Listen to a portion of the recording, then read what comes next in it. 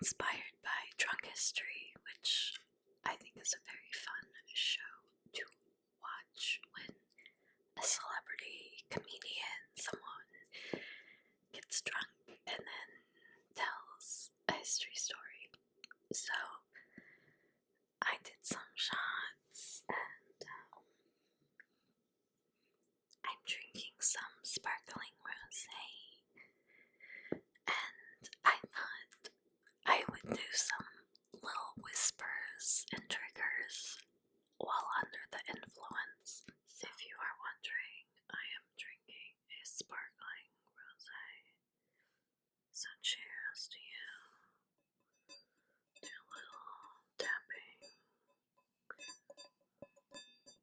You can see my lipstick on the glass.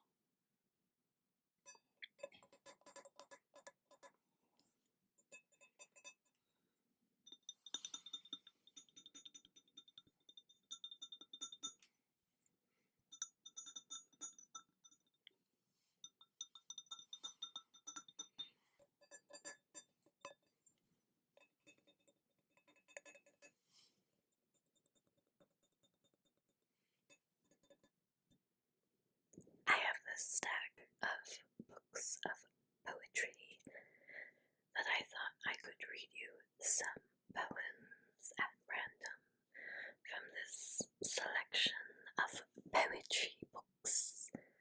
So let's get started. Also, for our poetry reading, I got you this box of chocolates. It has a lovely red bow.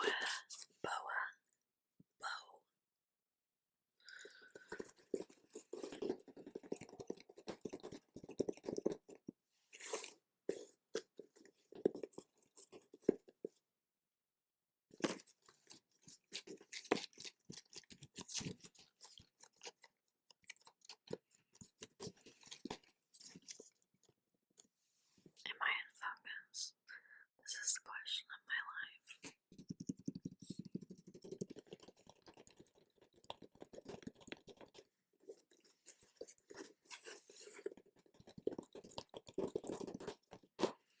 Please enjoy some chocolates while I read you a poems.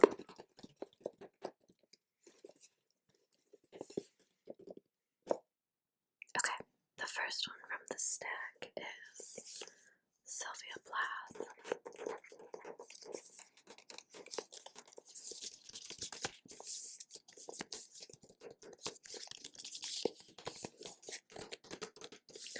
I'll pick at random.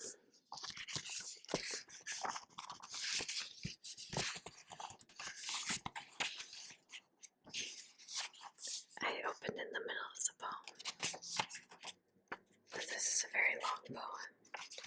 Okay, I found one. It is titled Mirror. I am silver and exact. I have no preconceptions. Whatever I see, I swallow immediately. Just as it is, unmissed by love or dislike. I am not cruel, only truthful. The eye of a little god, four-cornered. Most of the time, I meditate on the opposite wall. Cars. It is pink with speckles. I have looked at it so long, I think it is a part of my heart, but it flickers. Faces and darkness separate us over and over. Now I am a lake. A woman bends over me, searching my reaches for what she really is. Then she turns to those liars, the candles or the moon. I see her back and reflect it faithfully. She rewards me with tears and an agitation of hands. I am important to her. She comes and goes. Each morning it is her face that replaces the darkness. In me she drowned a young girl, and in me an old woman rises towards her day after day like a terrible fish. I don't know if I've ever read that one before.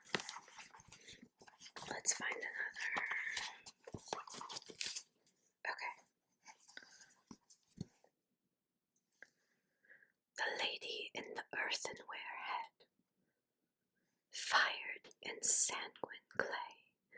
The model head fit nowhere, brick dust complected, eye under a dense lid. On the long bookshelf it stood, stolidly propping thick volumes of prose.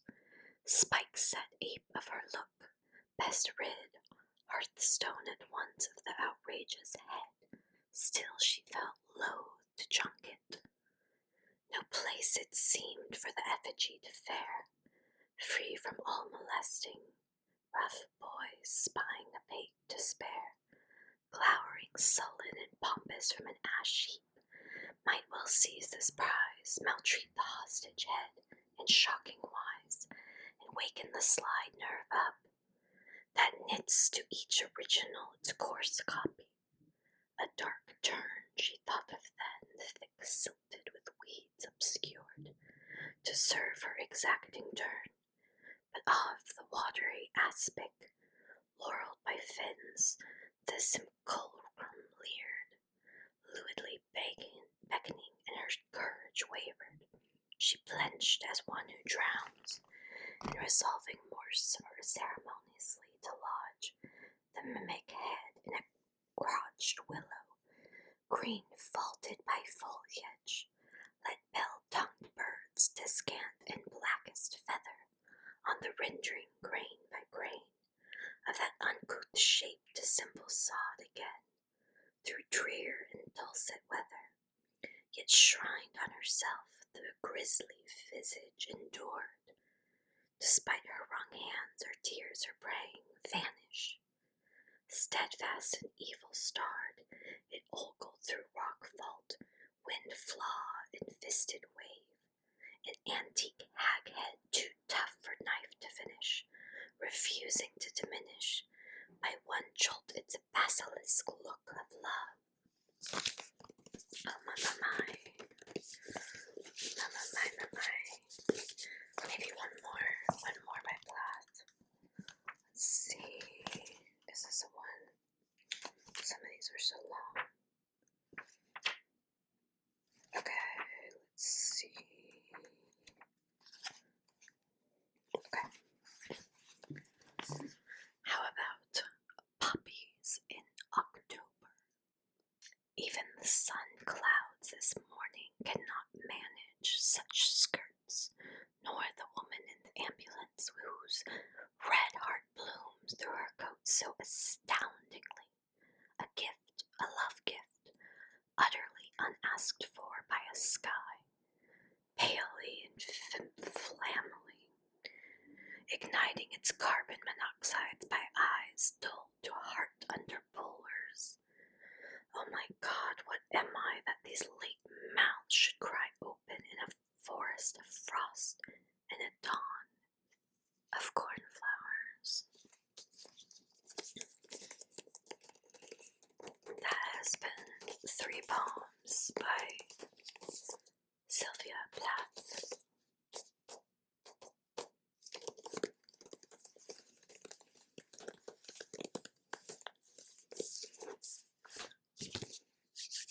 Okay, next on our stack of poetry books is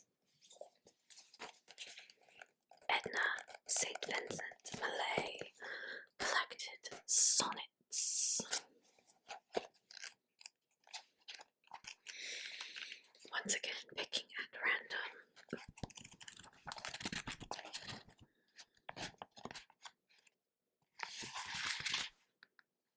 Okay.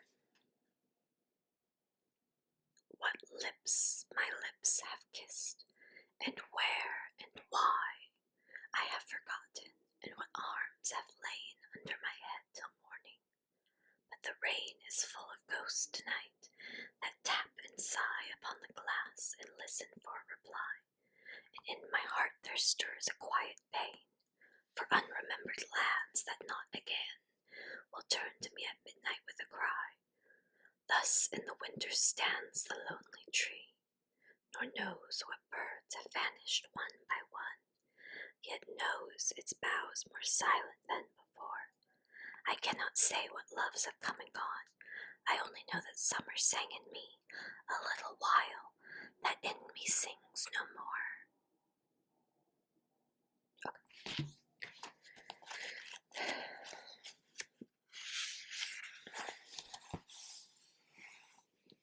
Be sure my coming was a sharp offence, and trouble to my mother in her bed, and harsh to me must be my going hence, though I were old and spent and better dead. Between the awful spears of birth and death, I run in a grassy gauntlet in the sun, and curdled in me is my central pith, remembering there is dying to be done. O life, my little day, at what cost have you been purchased? What a bargain's here! And yet thou county lender, thou hast lost. Thumb thy fat book until my debt appears. So art thou stuck. Thou canst not strike that though, for the small dying that a man can do.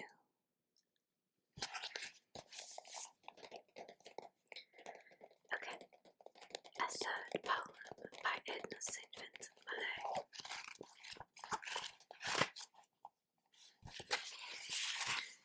I shall forget you presently, my dear, so make the most of this your little day, your little mouth, your little half a year, ere I forget or die or move away, and we are done forever by and by. I shall forget you, as I said, but now, if you entreat me with your loveliest lie, I will protest you with my favourite vow. I would indeed thy love were longer lived, and oaths were not so brittle as they are, but so it is that nature has contrived to struggle on without a break thus far. Whether or not we find what we are seeking is idle, biologically speaking. And that's some nice, good old sonnets for you.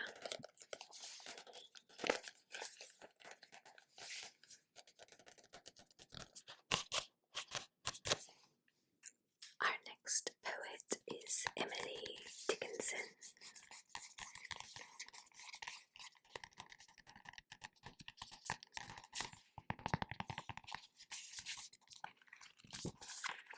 Let us choose by chance. Okay, let's see. A wounded deer leaps highest, I've heard the hunter tell. 'Tis but the ecstasy of death, and then the break is still. The smitten rock that gushes, the trampled steel that springs, a cheek is always redder, just when the hectic stings. Mirth is the mail of anguish, in which it caution arm, lest anybody spy the blood in your heart exclaim. Okay. Another. This one's kind of long.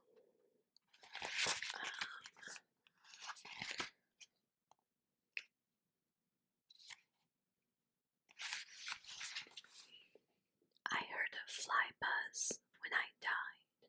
The stillness in the room was like the stillness in the air between the heaves of storm. The eyes around had wrung them dry, and breaths were gathering firm. And that last onset when the king be witnessed in the room, I willed my keepsakes signed away, what portion of me being assignable, and then it was there interposed a fly, with blue uncertain stumbling buzz between the light and me, and then the window failed, and then I could not see to see. Okay. One more from Miss Dickinson.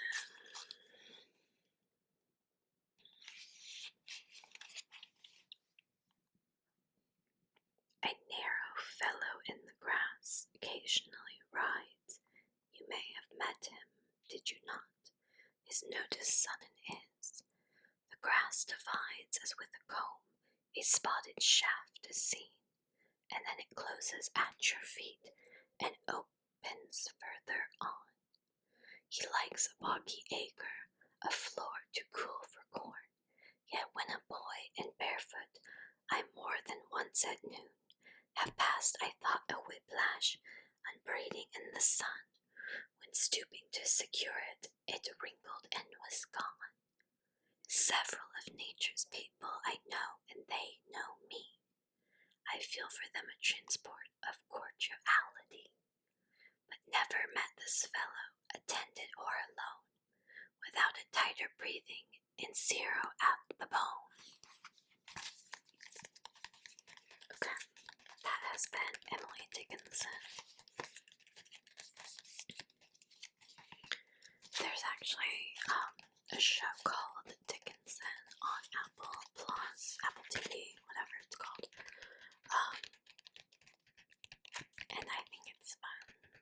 It's like it's about Emily Dickinson, but it kind of has like a modern twist. I don't know. It's fun. I got Apple TV for free when I got a new phone, so I feel like not many people watch Apple TV shows, but if you want to watch a show about Emily Dickinson, it's on Apple TV. And no, this is not sponsored by Apple TV, so I don't know why I'm talking so much about it. Also, I thought this would be a cute shirt to wear, this black off the shoulder thing. But now I just feel like I look like I'm posing for my senior portrait. It's like yearbook photo. I don't know. Whatever, I just wanted to show off my tattoo.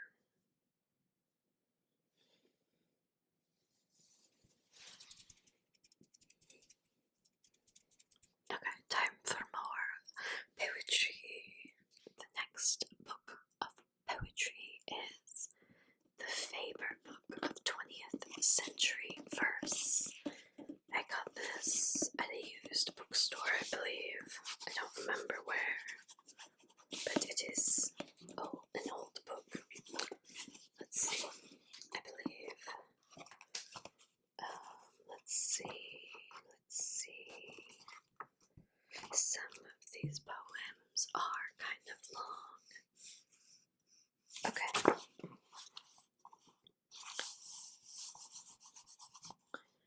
This poem is called The Heavenly City, and I believe it is by Stevie Smith. I sigh for the heavenly country, where the heavenly people pass, and the sea is as quiet as a mirror of beautiful glass. I walk in the heavenly field, with lilies and poppies bright. I am dressed in a heavenly coat of polished white. When I walk in the heavenly parkland, my feet on the pastures are bare. Tall waves the grass, but no harmful creature is there. At night I fly over the housetops and stand in the bright moony beams. Gold are all heaven's rivers, and silver are her streams. Okay.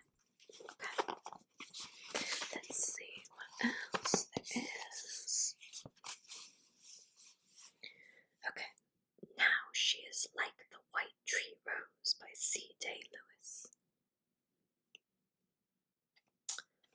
Am I in focus? I don't know. Okay. Now she is like the white tree rose that takes a blessing from the sun. Summer has filled her veins with light, and her warm heart is washed with noon. Or as a poplar ceaselessly gives a soft answer to the wind, cool in the light her leaves lie sleeping, folding a column of sweet sound. Powder the stars, forbid the night to wear those brilliants for brooch. Oh my god. I know what that word is. Okay. So soon, dark death, you may close down the minds that made this beauty rich. Her thoughts are Pleiads stooping low, or glades where nightingale has flown, and like the luminous night around her, she has at heart a certain dawn. I like how I couldn't say brooch, but I could say Pleiades. Okay, I'm also like out of focus again, I think. There I am, I don't know. Okay, how about another from this book? Some are so long in this book. This book has long poetry. I found another poem. It's by Ruth Pitter, called But for Lust. But for lust we could be friends, on each other's necks could weep, in each other's arms could sleep. In the calm the cradle lends a while and takes away, but for hunger, but for fear. Calm could be our day and year, from the yellow to the gray, from the gold to the gray hair. But for passions we could rest, but for passion we could feast, art on compassion everywhere. Even in this night I know, by the awful living dead, by this craving tear I shed, somewhere it is so. Okay. I don't know if you can hear that, but in the background, it's my radiator turned on because it's winter here in New York City and radiators insist on making obnoxious loud noises when they turn on. So if you want to be warm, be prepared for the noise.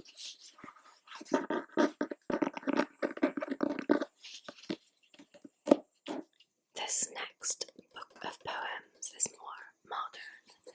It's Love Looks Pretty on You by Lang Liam.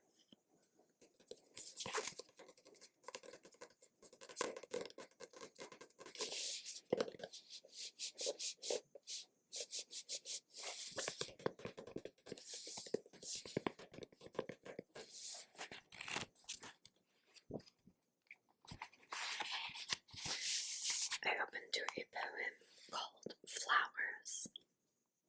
Somewhere in the midst of celebration, the roar of applause, the bright, glittering jewel of her triumph she felt lacking. Yet alone in her garden, barefoot in the dirt, a moment so ordinary it should not have left an impression, should have come and gone without so much as a thought. She felt a surge of joy that warmed her so unexpectedly, so completely. It was as though it had been waiting for her all this time, waiting among the flowers.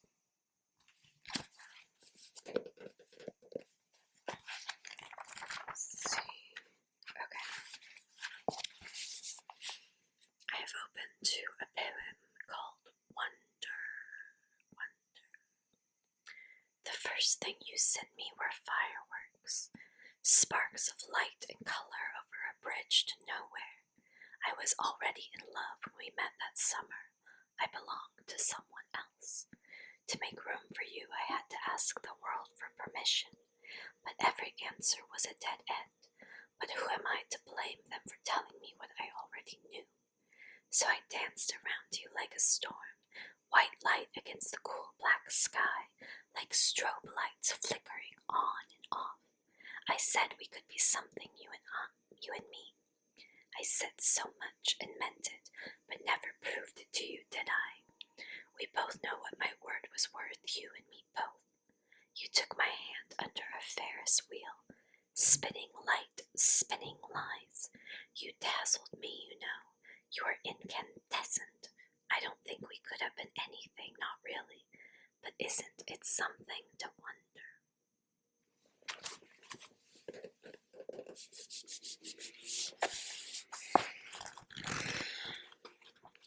Okay.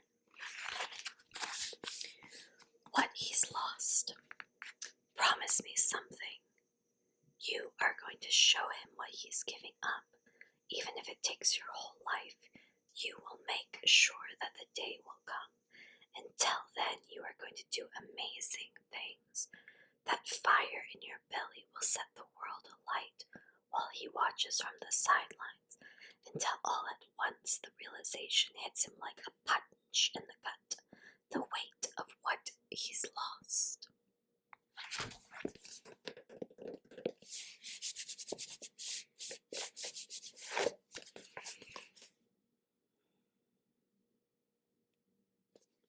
Next up, we have the complete poems of Sexton.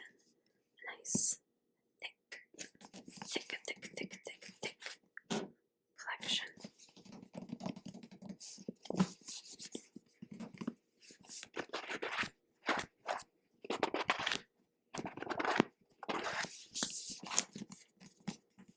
There she is. There's Anne herself. I got this at a used bookstore in Brooklyn, in Prospect Heights.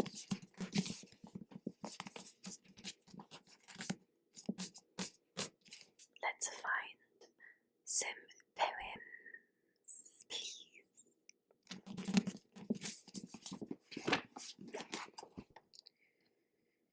Okay.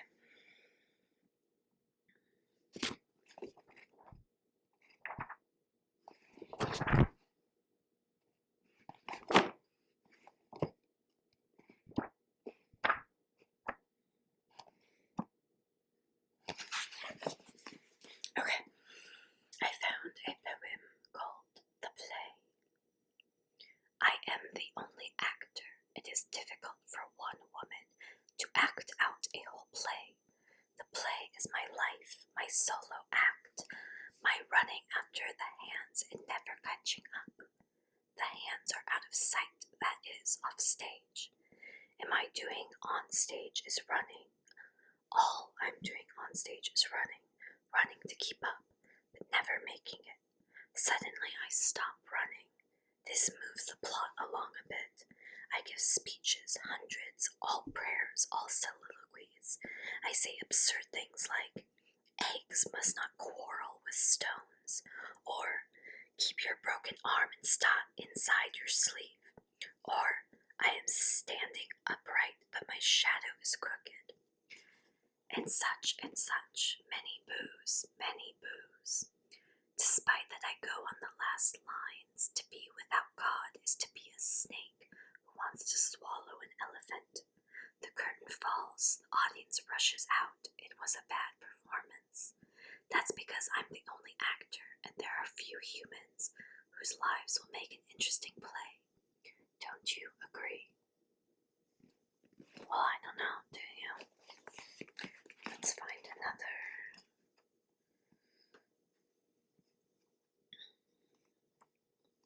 Some of these are long, once again.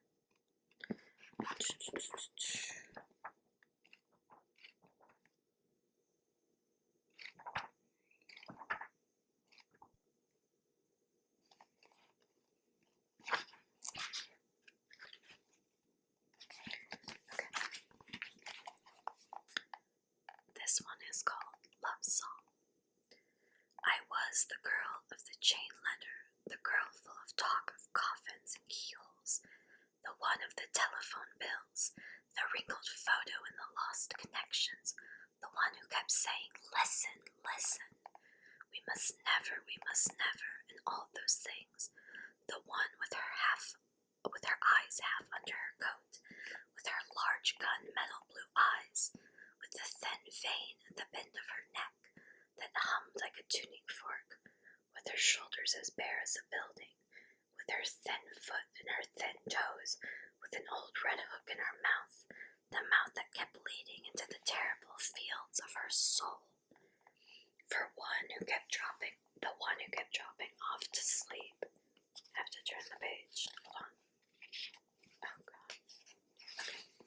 I got it.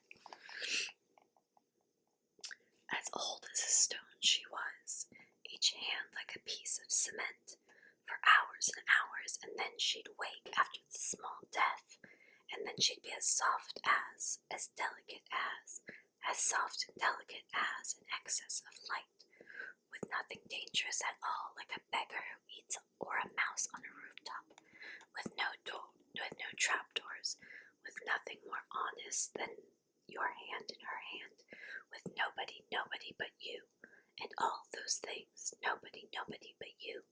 Oh, there is no translating that ocean, that music, that theater, that field of ponies. Let's find another one.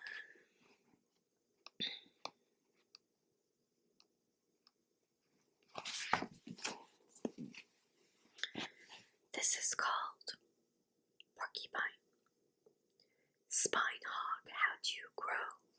Little steel wings that stick into me, knitting needles that stick into me, long steel bullets that stick into me, so like the 4-inch screws that hold me in place, an iron maiden the doctors devise. Well then, I'm taking them out spine by spine. Let's find another poem.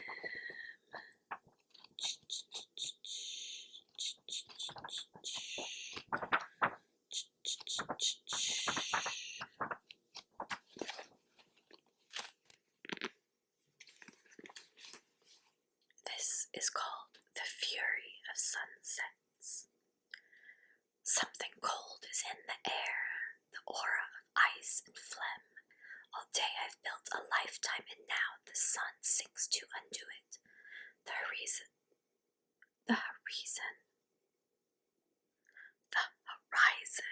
bleeds and sucks its thumb. The little red thumb goes out of sight, and I wonder about this lifetime with myself.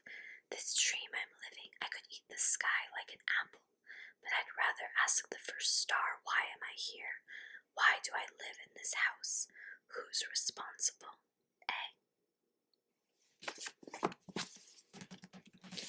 And that has been some poems by Sexton.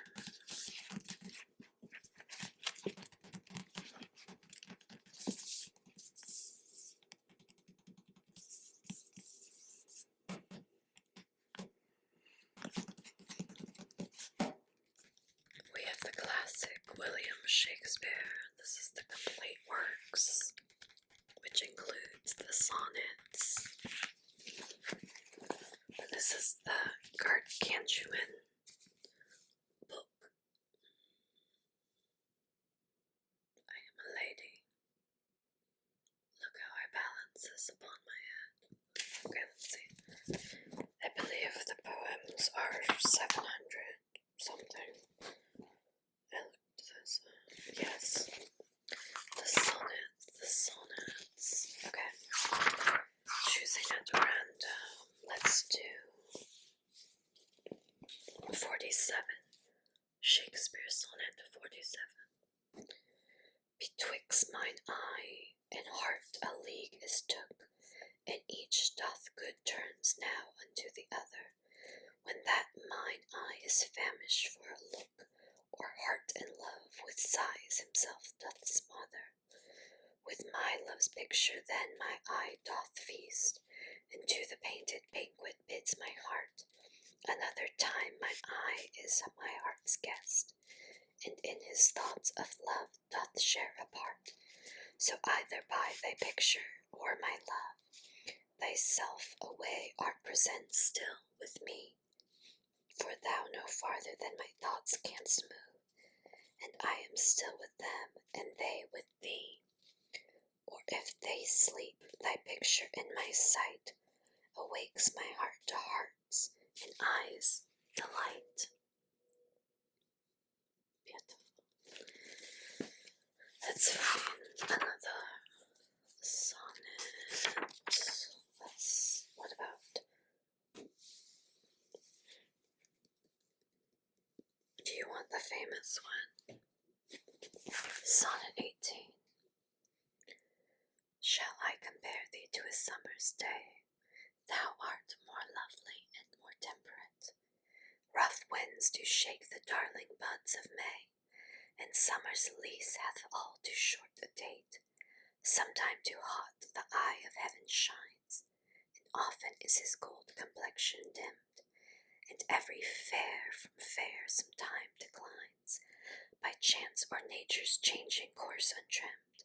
But thy eternal summer shall not fade, nor lose possession of that fair thou owest, nor shall death brag thou wanderest in his shade, when in eternal lines to time thou growest. So long as men can breathe or eyes can see, so long lives this, and this gives life to thee. One more sonnet. Let's see. How about 85? My tongue-tied muse and manners hold her still, while comments of your praise, richly compiled, reserve thy character with golden quill, and precious phase by all the muses filled. I think good thoughts whilst other writes good words, and like unlettered clerks still cry amen, to cry every hymn that able spirit affords, and polished form of refined pen. Hearing you praised, I say 'tis so, 'tis true, and do the most of praise at something more, but that is in my thought whose love to you, though words come in most holds his rank before, then others for the breath of words respect, me for my dumb thoughts speaking in effect. Well, that's some Shakespeare for you.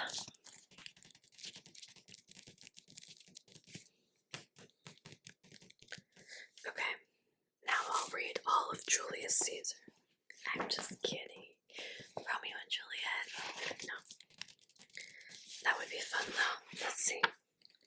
Titus and Andronicus. Farewell, my sons. See that you make her sure. Ne'er let my heart know merry cheer indeed. I'm just kidding. I won't act out a Shakespeare play.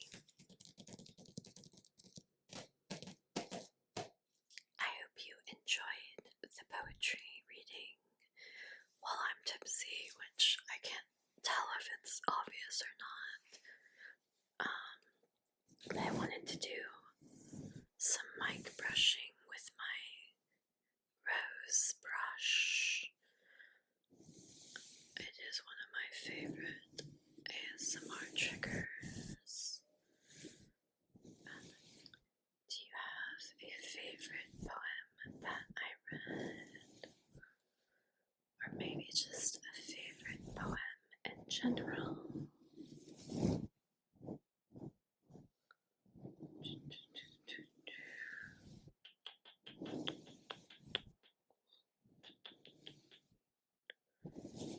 I do enjoy reading, and sometimes I find poetry to be a nice thing. Sometimes I feel like we have short attention spans these days because we're all on our phones all the time. So sometimes I think if you are like me and are like, oh, I wish I used to read as much as I used to, I think poetry is a nice way to get back into it, because a poem can be short sometimes, and it can be nice to just read a few poems as like a gateway drug to reading.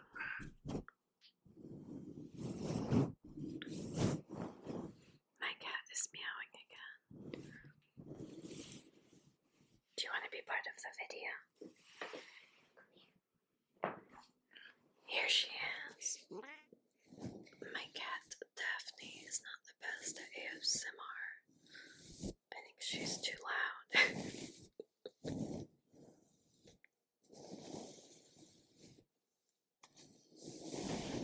But maybe she heard the poetry and wanted to come be a part of it.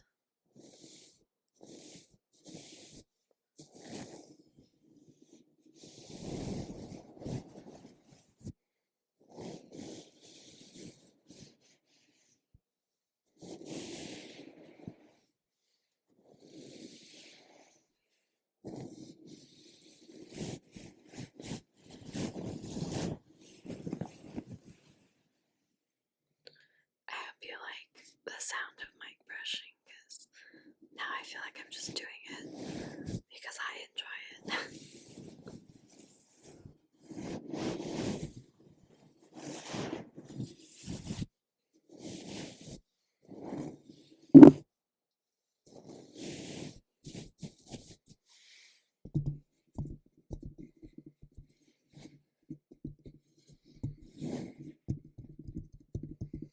A little bit of mic tapping, a little bit of mic scratching.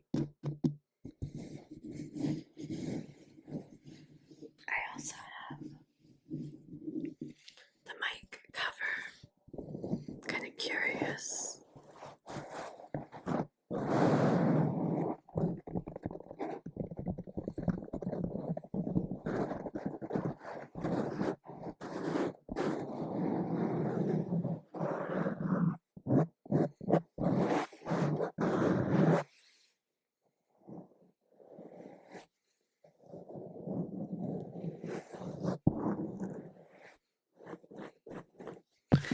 Oh gosh. As I drop the brush, how do we think? Do we like how it sounds with or without the mic cover?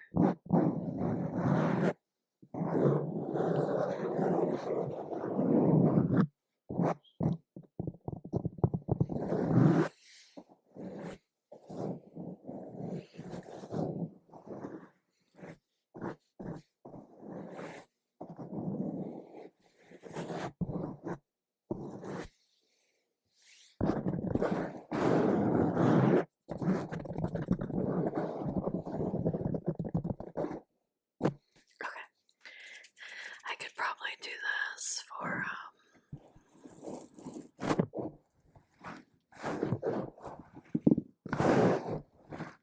hours, and maybe I will someday do a whole video dedicated to just mic brushing and tapping and scratching. Thank you for joining me on this experimental journey where I get a little tipsy before doing ASMR to see if it makes a difference. I read you some poetry. We did some mic scratching and brushing and a little bit of some, just rambles and whispers to help you sleep or relax, whatever floats your boat. We had some interruptions by my cat, Daphne. Probably some background noise, me tripping over my words sometimes. And, yeah. I hope you enjoyed, and I hope you have a lovely, lovely rest of your day or evening. And I wish you a very merry day. Maybe you're already asleep. I don't know. I'm just rambling at this point. But I love you. I do. Alright, until next time.